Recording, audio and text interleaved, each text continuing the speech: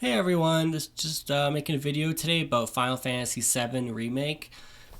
Square Enix is going to have a conference tonight. It starts at 6 p.m. Eastern, where they will release more details about the game.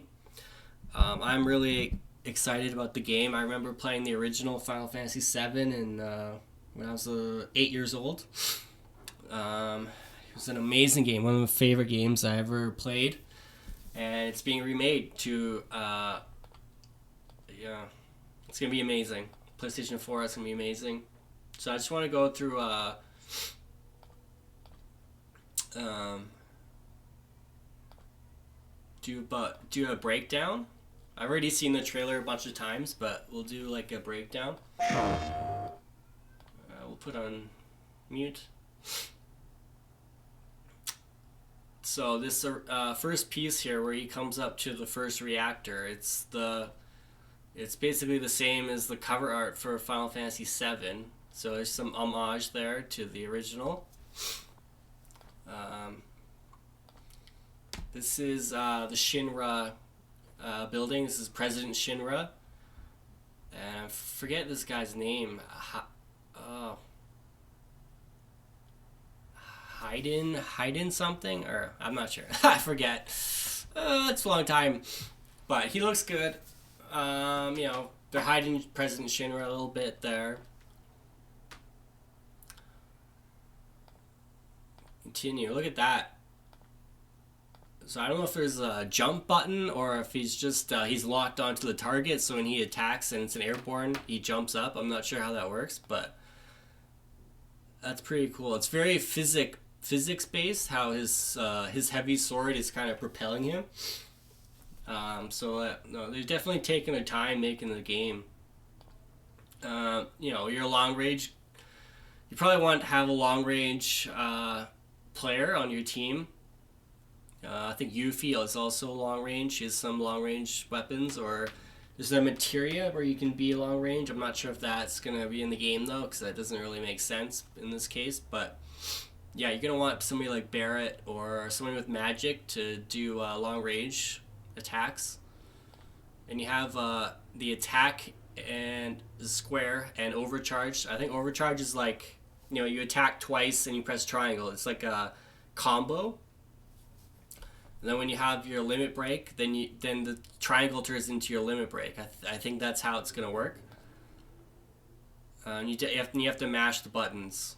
This is more of a button masher than your turn-based game. If you want to play Final Fantasy VII in turn-based, I guess you got to get the Switch version or PlayStation 3 version. I think there's a PlayStation 4 version as well, but this is definitely more action-based. Some people are not going to like it, but I think that's what they had to do to be modern. It's a remake. It's not a remaster. So, and I love the fire. The animation on the fire looks amazing. There's a lot of things blowing up in this the first part of the game, and I love the effects when he slashes. This just looks fantastic. This is Jessie. I love her facial expressions as well. Like they've taken a long time making this game. They probably worked on it for probably a decade, but it's coming soon. We'll show you the release date at the end. But I love her facial expressions. This is Biggs. He's also looking cool. Barrett. This is the train scene where Cloud's on the roof. And you saw in the gun there's a materia slot right there. So if you're not familiar with the game, there is materia in the game.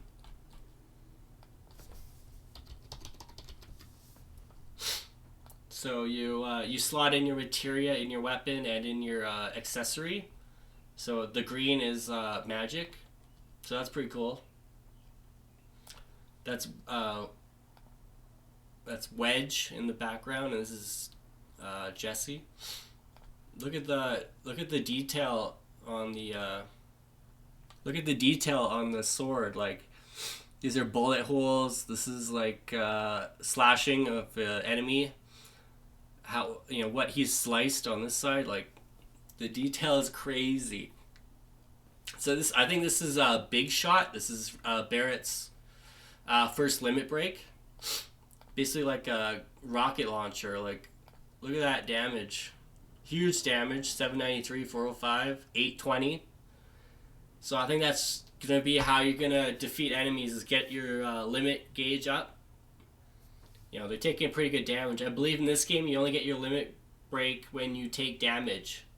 So you're gonna have to take damage. Your person in the front probably gonna, like Cloud's gonna probably take most damage, but you gotta really use your limit breaks. I remember in the original game you definitely had to use your limit breaks on the tougher characters, tougher bosses. Look at that fire. This is one of my favorite parts of the game too. This is the cross slash limit break on a Shinra soldier. Like look at that effects. Oh my god, this game looks amazing. This is the Scorpion boss for your first boss. Yeah, looks pretty cool. There's a dodging there. You can dodge, you can block. You defeat him. He falls off the side, and then this is where you go into the reactor. You set the bomb. This is afterwards.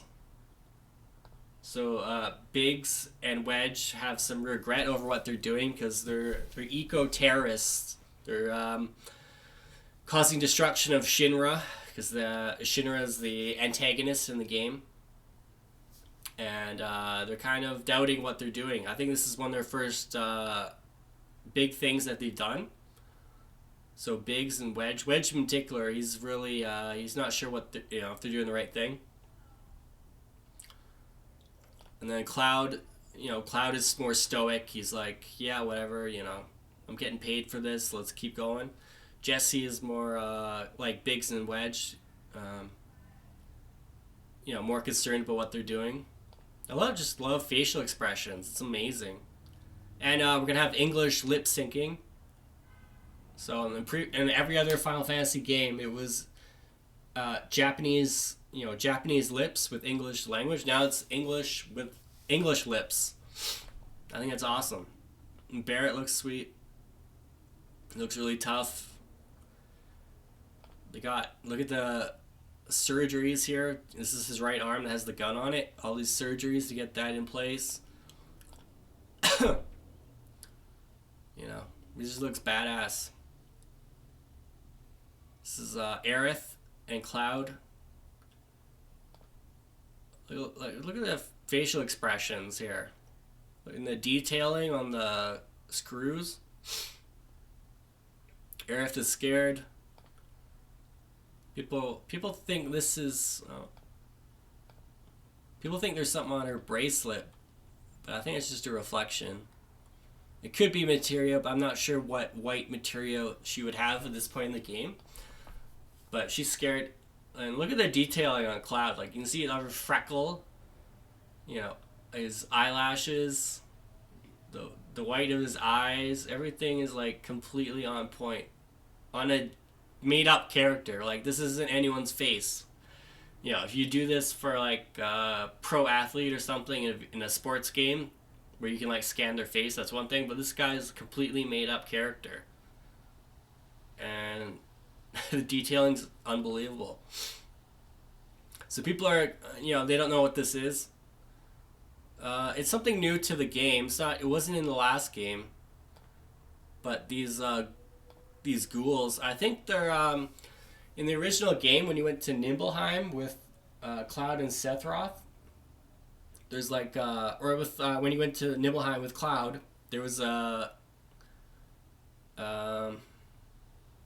He was telling a story about Nibelheim where Sephiroth was there, and he had these black ghouls where they talk about the reunion and stuff. They were kind of weird, but some of them would give you like potions and stuff. You see them throughout the first parts of the game. I think that's what it is. It's just kind of like they're adding small parts to the game. It's a remake, so they're gonna add some parts to kind of flesh it out more. Because if you remember the beginning of the original game, you didn't spend too much time in Midgard. You blew up the reactor, you got out, and then you were in the suburbs already. So I think they're gonna add a little more to the game. And this is what they're gonna add. They're gonna add some story elements. And then release date March 3rd, 2020. I'm guessing only on PlayStation 4. So tonight, Square Enix is having a conference, 6 p.m. Pacific. I'm sure you can stream that on YouTube, and I'll be watching. Okay, thank you for watching. Like, comment, subscribe, and we'll see you later. Thank you. Bye.